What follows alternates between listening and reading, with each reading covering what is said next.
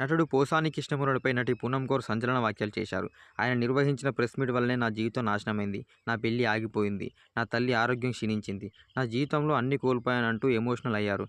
గత కొద్ది కాలంగా తనకు అన్యాయం చేసిన వారిపై ఆవేదనతో అనేక విధాలుగా ఆరోపణలు చేస్తున్న ఆమె తాజాగా సిగ్నేచర్ స్టూడియోస్ యూట్యూబ్ ఛానల్కు ఇచ్చిన ఇంటర్వ్యూలో సినీ రాజకీయ రంగాలు తన జీవితంతో ఎలా ఆడుకున్నాయనే విషయాన్ని ఆవేదన భరితంగా వెల్లడించారు. ఒక్కసారి పూనం కౌర్ గారు ఇంటర్వ్యూలో ఏమని చెప్పారో దాని గురించి ఒక్కసారి చర్చిద్దాం.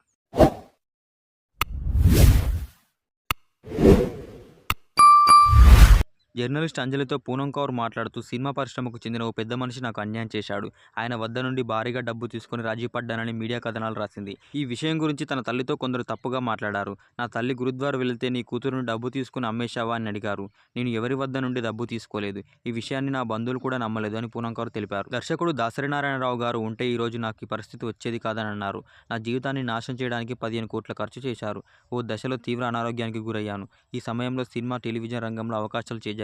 దాంతో అమెరికాకు వెళ్తే అక్కడ యాక్సిడెంట్ అయింది. ఆ విషయాన్ని అమ్మకు చెప్పకుండా దాచిపెట్టాను.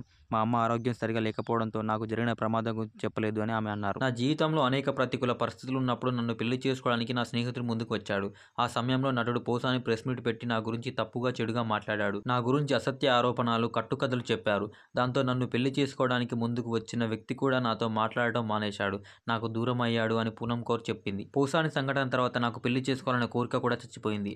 పోసాని ప్రెస్ మీట్ తర్వాత నా జీవితంలో సర్వం కోల్పోయాను. డబ్బు, marriage, work, health, happiness, hope అన్నీ పోయాయి. పోసాని ప్రెస్ మీట్ తర్వాత నా జీవితాన్ని ఎన్ని రకాలుగా నాశనం చేయాలో అన్ని రకాలుగా నాశనమైంది. ఆ ప్రెస్ మీట్ తర్వాత మా అమ్మకు గుండెపోటు వచ్చింది. ఆ సమయంలో నేను కాలేజీ మానేశాను. అదే సమయంలో కడప నుండి మనుషులు వచ్చి ఒక స్టార్ హీరో మీద నెగిటివ్ ప్రెస్ మీట్లు పెట్టమని నన్ను ఫోర్స్ చేశారు.